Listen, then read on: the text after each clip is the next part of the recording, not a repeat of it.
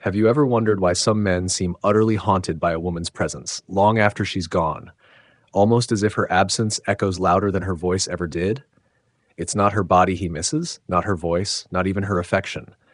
What stirs in him is far deeper, far darker, a craving seated not in his conscious mind, but buried in the forgotten corridors of his unconscious. She becomes not a woman, but a symbol, an archetype, a mirror to what he's never dared to confront. Carl Jung spoke of the anima, the feminine soul that lives within every man, formed by countless impressions of women through his life, but more deeply shaped by his unmet desires, his emotional neglect, the mother who withheld or overgave. And when a woman of spiritual femininity enters his life, not with force but with stillness, she does not try to capture him. She awakens him. Her energy is not loud. It does not beg, bend, or plead. It moves like water, silent, magnetic, and unknowable. And in her mystery, he sees not her, but the part of himself that he has banished, the tenderness he buried, the chaos he repressed, the longing for wholeness he learned to hide behind ambitions, status, or cold rationality. She becomes the spark that fractures his fortress of control. You see, spiritual femininity is not a performance. It's not the seduction of external beauty. It is the quiet rebellion of a woman who knows her soul is enough.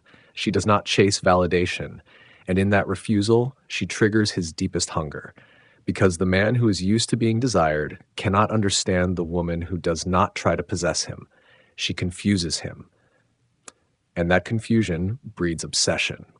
He begins to look for her in other women, and when he does not find her, he returns to her image in his dreams, his fantasies, and his silent midnight unravelings.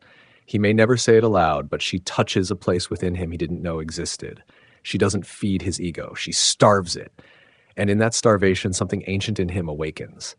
There is a particular kind of woman who carries the sacred chaos of both gentleness and power. She does not use control, but radiance. She does not beg for love, she is love, wild, raw, uncontainable. And when she meets a man, she does not ask if he is ready. She only reflects what in him is not. This is why he obsesses, not because she tries to hold him, but because she holds herself. In a world of artificial intimacy and empty validation, a woman who leads with soul is both a mystery and a medicine. She threatens every superficial structure he's built. He is addicted not to her body, but to the way she makes him feel seen, not for his performance, but for his forgotten humanity. And here lies the paradox. Her presence offers no safety to his ego, but her energy offers sanctuary to his soul. This is not manipulation. This is alchemy. She does not play games. She simply knows her worth is not transactional. She feels deeply, but she is not ruled by need. She gives, but she does not dissolve. And that balance of surrender without sacrifice bewilders him. He cannot possess her, and in that inability, his desire multiplies. You might be wondering, what exactly is this spiritual femininity? It is not perfection. It is not sainthood. It is a woman who has journeyed into her own darkness, who has faced her shadows without shame, who no longer needs to prove or perform to be chosen. Her feminine energy is not about pleasing, it is about being. And that being is rich with mystery. She listens without reacting. She feels without collapsing. She holds space for contradiction. She can laugh and mourn in the same breath. And because she has become comfortable with her own complexity, she becomes a mirror for his. But most men are not ready to be seen in this way. So they either run or obsess, and often they do both. What burns him is not rejection, it is revelation. She does not reject him. She reflects to him everything he has not yet integrated, his longing for wholeness, his fear of vulnerability, his desperation to be loved without having to earn it. She becomes the symbol of liberation and threat. And once a man has tasted that kind of mirror, the ordinary no longer satisfies. This is why she lives in his psyche long after she leaves his life. He does not remember her as a person, but as a portal, a doorway into something timeless. And when she walks away, he does not just lose her, he loses access to himself. There is a sacred kind of woman whose silence speaks louder than 1,000 declarations of love. She does not need to scream, demand, or even explain. Her stillness alone reshapes the emotional climate around her. To the unaware, she may appear distant, even cold. But to the man whose soul is quietly collapsing beneath the weight of unspoken desires, her silence is deafening. It confronts him with everything he's been avoiding. the parts of himself that seek control, validation, and conquest to feel whole. Her spiritual femininity does not play by the rules of ego. She does not perform for attention, nor does she fragment herself into digestible pieces to be chosen. She is not interested in being understood by those who are not ready to meet her at the level of soul. And this terrifies him, because most men have learned to relate through dominance or performance. They offer power, prestige, or protection. But when she cannot be won by these offerings, he feels a strange panic rising within. He wonders, why can't I move her? Why won't she fall the way others did? But her heart is not swayed by charm or strategy. It is attuned to essence. She listens not to words, but to energy. And this unnerves him, because he has spent most of his life hiding behind carefully constructed personas. He is used to admiration, not discernment, but she sees through him, not in judgment, but in revelation. In the presence of such a woman, he begins to feel his armor tightening. The mask he wears starts to itch, and yet he cannot look away. He is drawn to her like a man drawn to the edge of a cliff, aware of the danger, but mesmerized by the possibility of flight. Her presence is both terrifying and tantalizing. She is not the woman who will complete him. She is the woman who will expose how incomplete he is. Carl Jung knew this force well. The anima, when projected onto a woman, becomes a powerful lure, a force that compels a man not just toward desire, but toward transformation. But projection is a double-edged sword. If a man has not integrated his feminine unconscious, he will chase the woman as a solution, rather than see her as a reflection. He will cling to her, try to decode her, or even attempt to possess her. But the more he grasps, the more she slips through his fingers, because she is not there to be held. She is there to be felt, understood, and eventually released. And so his obsession begins, not with her as a person, but with the feeling she evokes, the inner dissonance she reveals, the strange awakening she stirs in the depths of his being. He becomes addicted not to her physical presence, but to the mirror she becomes. When she's gone, he doesn't miss her laughter or her scent. He misses the version of himself that only ever emerged in her gaze. It is not uncommon for men to meet such a woman and spiral into confusion. They will question everything. Why does she haunt me? Why can't I move on? But the haunting is not hers. It is his. It is the echo of his anima calling him inward, demanding he face the emotional truths he has long abandoned. She simply activated what was already inside him. If you've ever been this woman, you've likely seen it in their eyes, that flicker of awe mixed with panic. You speak, and they listen, not just with their ears, but with their entire nervous system. You move, and they watch, as if trying to memorize your rhythm. But what they seek is not your affection. It's the liberation you represent, the sacred feminine energy you embody without effort. And yet, your power is not in making them stay. It is in knowing you do not need to. Your presence alone is enough to awaken their unconscious. Your departure, when necessary, is enough to set fire to every illusion they've built. You are not cruel, you are catalytic. The man who is unready will call you confusing. He will say you were too much, too elusive, too intense, but the truth is, you were simply too real. You were not filtered, not packaged, not predictable. You did not give him the performance he expected. You gave him the truth he wasn't prepared for, and still he will return to you in memory, in dreams.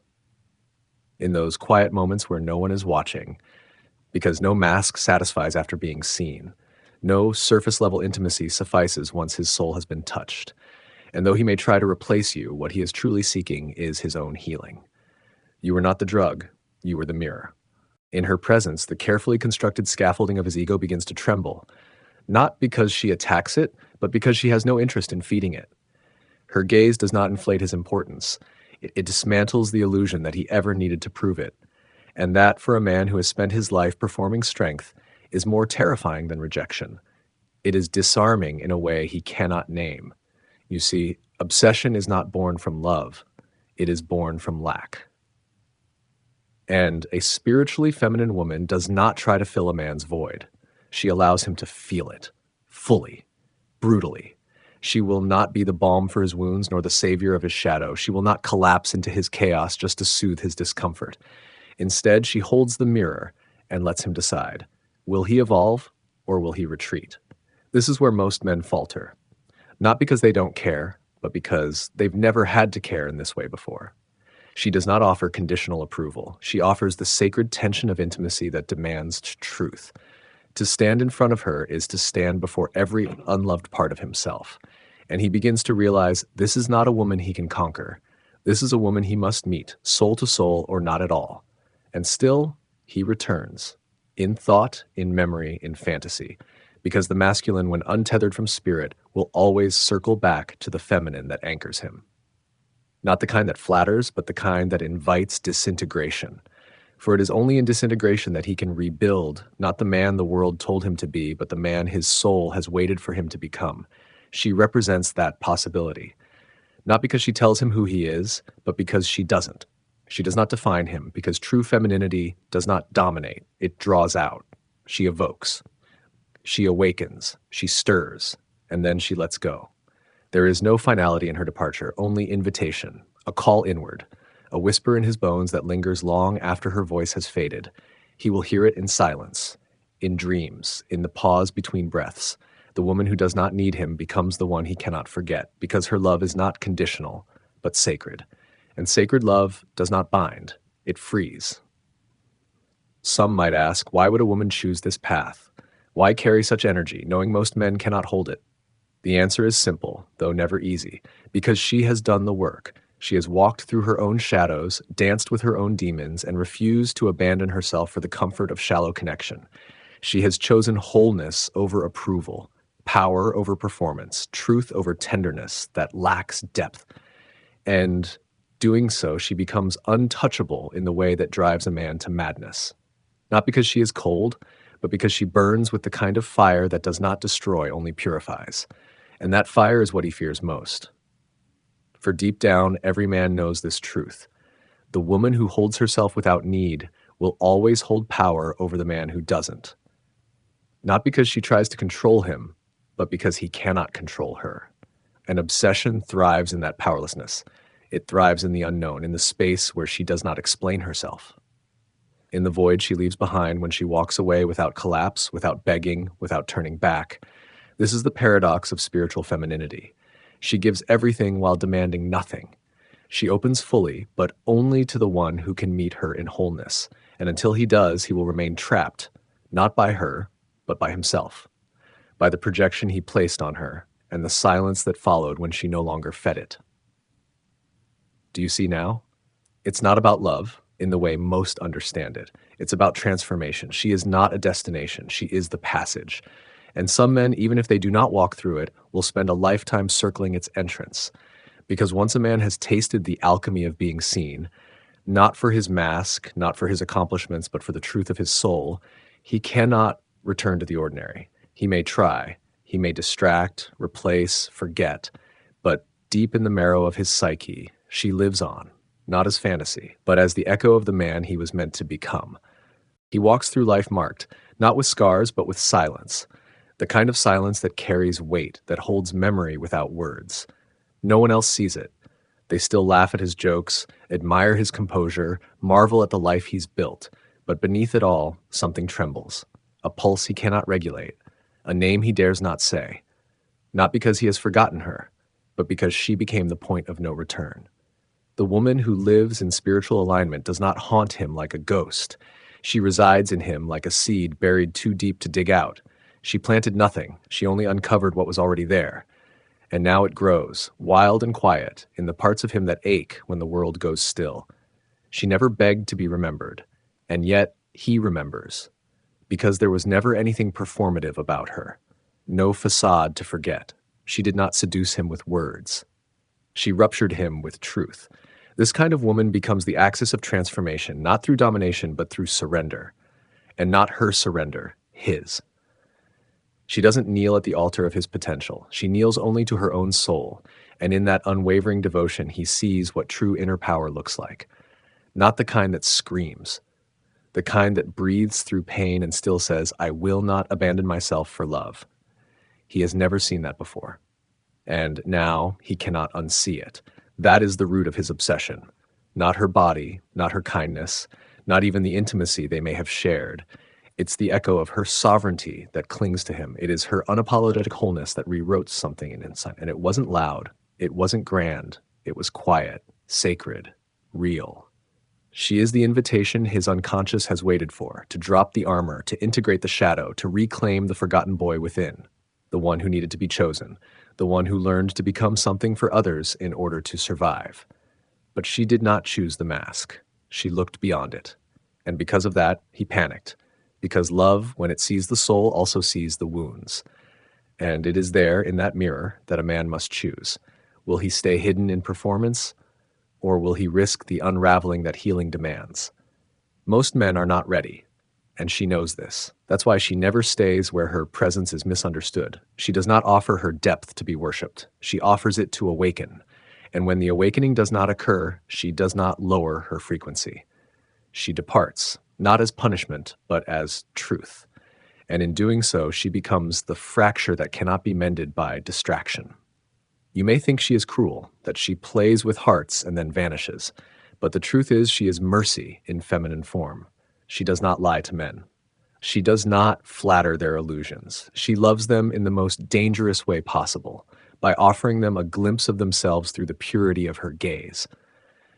And that kind of love isn't soft. It's sacred fire. It's the kind of love that says, I see who you could be, and I will not love your lesser self just to make you feel safe. And if he runs from that, she lets him. She does not chase men into their wounds. She holds space from a distance.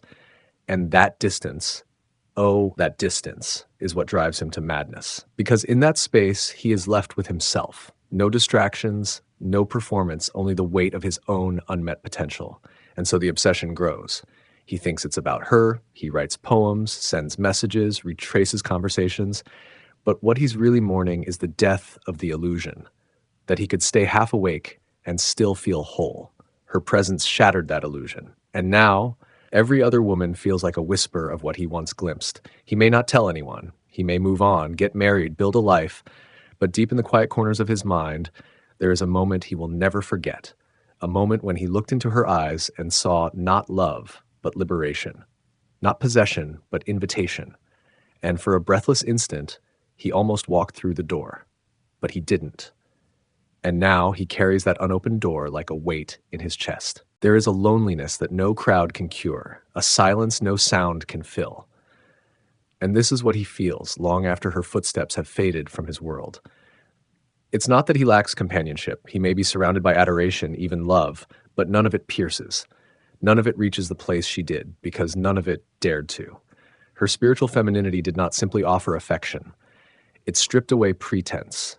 She stood before him not as a role or a reward, but as an embodiment of something ancient, something archetypal. The feminine not as performance, but as portal, a guide not to comfort but to confrontation. She didn't make him feel better, she made him feel real. And what he obsesses over is not her voice or her touch, but the confrontation itself, the psychological rupture she caused, the sudden, undeniable clarity that the life he built was only scaffolding around an empty center. That the power he wielded was a shield to mask the parts of him still afraid to be truly seen. You see, the man obsessed with a spiritually feminine woman is not fixated on her. He is fixated on the man he might have become in her light. He does not grieve her departure. He grieves his refusal to rise. And this is why the obsession never fades, because it is not external, it is internal, a loop within the unconscious, circling the void she revealed. Carl Jung understood this well. He warned that the projections we place on others are really mirrors of what we reject in ourselves. And when a man projects his anima onto a woman of spiritual depth, he is not falling in love. He is falling into the unhealed chasm of his psyche. She becomes the vessel for all that he has not claimed, his tenderness, his pain, his longing, his soul. And when she refuses to carry it for him, when she will not be reduced to savior or muse, he feels abandoned. But she has not abandoned him. She has returned him to himself. That is her power, and that is his torment. Because unlike the woman who stays to mend and manage his wounds, she knows the danger of losing herself to someone not ready. She has tasted her own ashes, rebuilt herself from her own ruins, and she will never again betray her inner alignment to soothe a man's fear. She is compassionate, yes, but her compassion is fierce. It draws boundaries, not just love. It honors both souls, not just emotions. She will not stay to be idolized. She will not dim to be palatable, and that divine defiance is what transforms her into a permanent echo in his psyche. He cannot replace her because he never truly had her. She was never his to possess, only his to meet, if he was willing. And now, in her absence, he realizes just how unwilling he truly was. So he replays it all. The moments he dismissed her intuition. The times he chose comfort over truth. The way he mistook her boundaries for coldness, her silence for disinterest, her sovereignty for challenge. He sees it now. And the knowledge cuts deeper than any heartbreak. Because the loss of a soul connection is not a wound. It is a reckoning. She wasn't like the others. She didn't want his promises.